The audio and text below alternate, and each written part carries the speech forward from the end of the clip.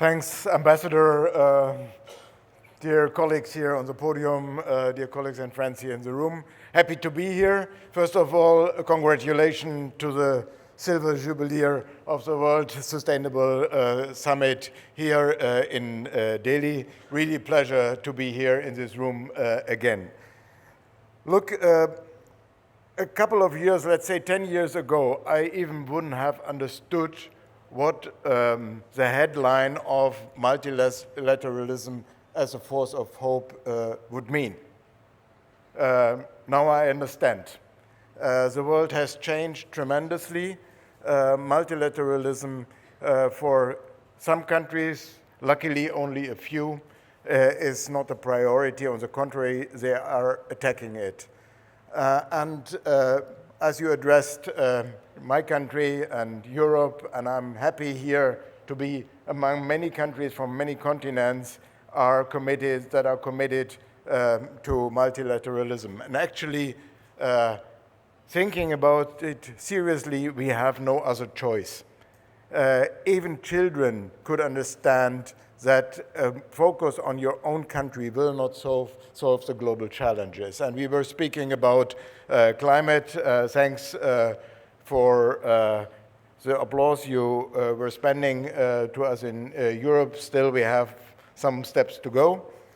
But it's more than that. This year we have all three Rio conferences, the one on climate in Antalya together with Australia, the one on biodiversity in Yerevan, and the one on desertification, highly underestimated in its relevance, by the way, the CCD in Mongolia.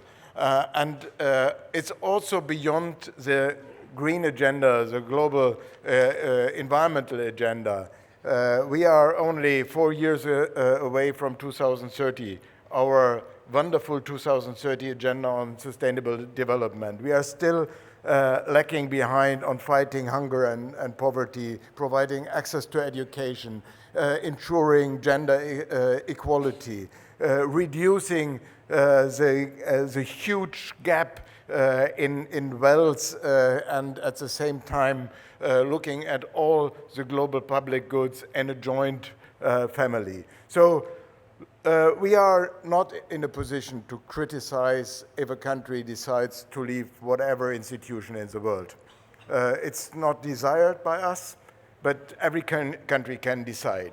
What we criticize and what we do not accept is that one country is putting pressure on other countries. And let me name the organization, it's the IMO. What we saw there was a huge majority among countries with very, very different perspectives, agreeing that we have to decarbonize our shipping lines.